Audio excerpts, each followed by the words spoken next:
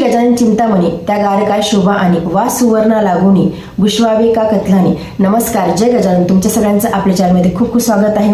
श्री गजानन विजय ग्रंथाच्या 10व्या अध्यायामध्ये आपण ह्या ओळी वाचलेल्या आहेत, कारण की श्री गजानन महाराजांना दांभिकपणा पटत नाही आणि जेव्हा श्री गजानन महाराजांची जर कोणी भक्ती दांभिकपणाने करत असेल तर त्या व्यक्तीच्या आयुष्यामध्ये काय काय परिणाम होऊ शकतात हे श्री गजानन विजय ग्रंथामध्ये, श्री गजानन विजय ग्रंथाच्या 10व्या अध्यायामध्ये, त्यासोबतच श्री गजानन विजय ग्रंथाच्या 3ऱ्या अध्यायामध्ये विठोबा घोटाळाचं देखील उदाहरण देण्यात आलेलं आहे आणि महाराजांना दांभिकपणा कसा खपत नाही याबद्दल विस्तृत वर्णन श्री गजानन विजय ग्रंथामध्ये केलेलं आहे। त्यामुळे आपण जे श्री गजानन महाराजांची भक्ती करत आहोत त्यामध्ये दांभिकपणा असायला नको। म्हणजे काय? दांभिकपणा म्हणजे खोटेपणा। आपण जी श्री गजानन महाराजांची भक्ती करत आहोत त्यामध्ये महाराजांना खोटं बिलकुल खपत नाही। खोटं म्हणजे आपण जेव्हा भक्ती करत आहोत श्री गजानन महाराजांची, तर श्री गजानन विजय ग्रंथामध्ये ज्या ज्या गोष्टीचं वर्णन केलेलं आहे ते त्या गोष्टी आपण आपल्या जीवनामध्ये उतरवण्याचा नक्कीच प्रयत्न करायला हवा।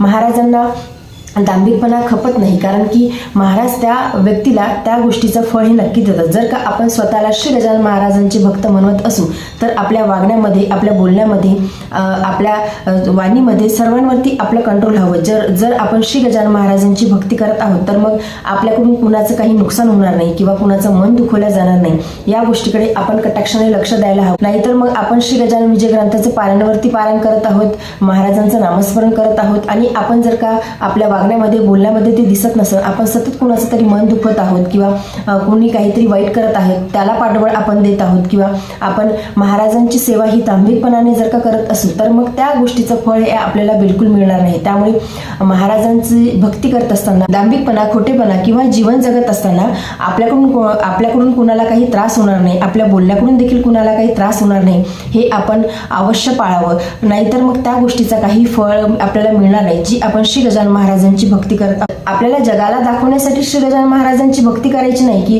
कोणी जर असं म्हणत असेल की बघा तो श्री गजानन महाराजांचा किती भक्त आहे, किती पारायण करतो किंवा काय करतो, परंतु जर का त्याच्या वागण्यामध्ये, बोलण्यामध्ये जर का चांगुलपणा नसेल, दुसऱ्यांच्या विषयी प्रेम नसेल, मनात दया नसेल, करुणा नसेल, तर मग त्या व्यक्तीचा श्री गजानन विजय ग्रंथ वाचण्याचा किंवा महाराजांची भक्ती करण्याचा काहीच फायदा होणार नाही। त्यामुळे आपल्या वागण्यातून, चालण्यातून, बोलण्यातून आपल्याकडून कुणाचं नुकसान होणार नाही, कुणाला वाईट वाटणार नाही। या गोष्टीकडे आपण अवश्य लक्ष द्यावं।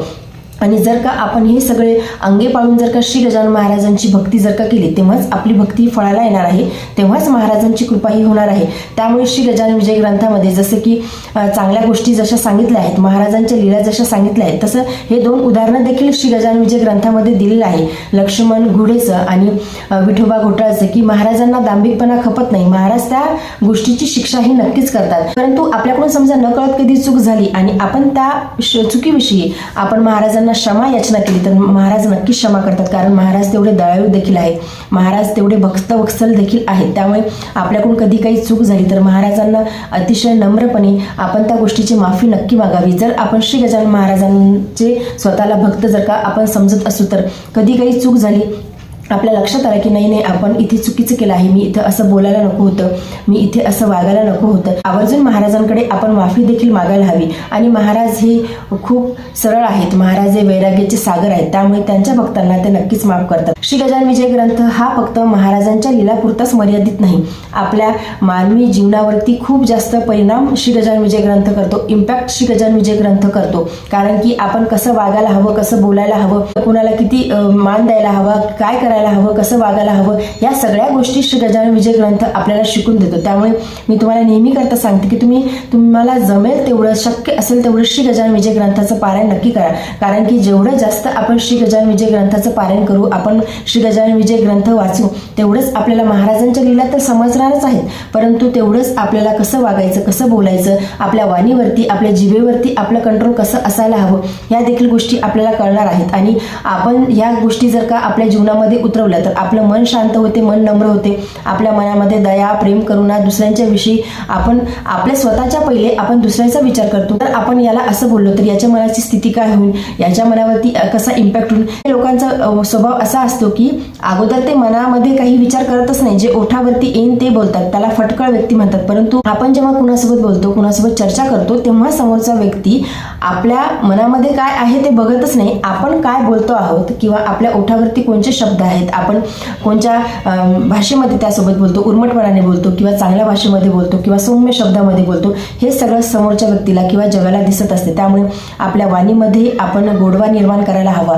आपण श्री गजानन महाराजांची भक्ती करत आहोत, तर महाराजांनी काय शिकवण दिली आहे त्या शिकवणीवरती आपण नक्कीच चालायला हवं. तेव्हाच आपल्याला श्री गजानन महाराजांच्या चरणाची कृपा प्राप्ती होणार आहे, तेव्हाच महाराजांची कृपा सदैव आपल्यावरती राहणार आहे. जेव्हाही श्री गजानन विजय ग्रंथाचं आपण वाचन करतो तेव्हा त्या ज्या गोष्टी आहेत, म्हणजे खूप जणांचा अनुभव असेल, मला माहित नाही आता हा किती जणांचा अनुभव आहे, परंतु माझा स्वतःचा अनुभव मी तुम्हाला सांगते की जेव्हा श्री गजानन विजय ग्रंथाचं वाचन आपण करतो किंवा एक अध्याय आपण वाचतो, तेव्हा सतत त्या गोष्टी आपल्या डोक्यामध्ये घोळत असतात. म्हणजे आपण त्या गोष्टींचा सतत विचार करत असतो. त्यातल्या ज्या कथा आहेत, त्यातल्या ज्या श्री दासगणू महाराजांनी ज्या लाईन लिहिलेल्या आहेत, त्या सर्व आपल्या विचारांमध्ये कंटिन्युअसली त्या घुमत असतात. आणि असंच व्हायला हवं, कारण आपण जेव्हा श्री गजानन विजय ग्रंथ वाचतो, म्हणजे ग्रंथ वाचला, ठेवून दिला, पोथी आपण ठेवून दिली, ग्रंथ ठेवून दिला म्हणजे तिथे विषय संपला असं नाही. आपण जेव्हा श्री गजानन विजय ग्रंथ वाचतो तेव्हा तो ग्रंथ आपल्या डोक्यामध्ये, बॅक ऑफ माइंडमध्ये कंटिन्यू चालायला हवा, तेव्हाच आपल्या जीवनामध्ये प्रगती होणार आहे.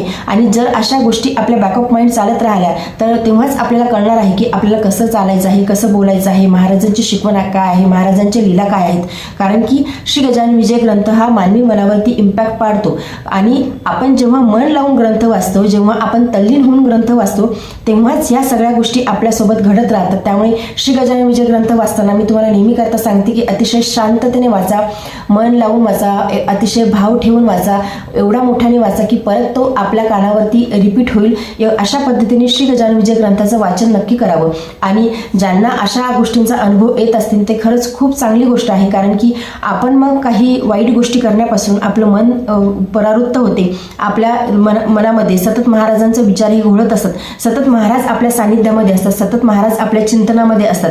आणि नेहमी करता एक गोष्ट लक्षात ठेवावी की आपण चिंता केल्यापेक्षा महाराजांचं चिंतन केलेलं कधीही बेटर आहे. आपण आपल्याकडून काय चांगलं देऊ शकतो याविषयी देखील आपण चिंतन करावं. आपण महाराजांची भक्ती करत असताना आपल्या भक्तीमध्ये मुळीच दांभिकपणा आणू नये, खोटेपणा आणू नये. मग महाराजांची इकडे भक्ती करायची, आपल्यामुळे जर का दुसऱ्यांना त्रास होत असेल तर तो एक दांभिकपणाच झाला, तो एक खोटेपणाच झाला. त्यामुळे महाराजांची भक्ती करत असताना आपण काही डिसिप्लिन स्वतःमध्ये सेट करावी, जाणून बुजून तसा वागण्याचा प्रयत्न करावा. हळूहळू आता कुणाचा स्वभाव खूप तापट असतो, जसं मी सांगितलं की ते डोक्यामध्ये काही विचार यायच्या आतच ते ओठावरती ते बोलून मोकळे झालेले असतात. परंतु या गोष्टी आपण कुठेतरी थांबवायला हव्या. त्यामुळे जर का कुणाला त्रास होत असेल तर आपली भक्तीमध्ये बाधा उत्पन्न होते, आपले कर्म हे खराब होतात. त्यामुळे आपण महाराजांची भक्ती करत असताना आपल्या कर्मावरती नेहमी करता लक्ष ठेवावे की आपले कर्म कसे होत आहेत. म्हणजे आपण आता जेव्हा आई असते तेव्हा आई मुलांवरती चिडते, परंतु ते चिडणं वेगळं, कारण आपण मुलांच्या प्रगतीसाठी, मुलांच्या चांगल्या भल्यासाठीच आपण चिडत असतो. आणि मुलंही असे आहेत की चिडल्याशिवाय ऐकत नाही, तो एक वेगळा विषय आहे. कारण की आईचा प्रेमाची सर हे कुणीच करू शकत नाही, आई ही आईच असते. आपण जगासोबत बाहेर वावरताना आपण या गोष्टीचं नक्की भान ठेवावं की आपल्यामुळे कुणाचं मन दुखणार नाही, आपल्यामुळे कुणाला त्रास होणार नाही.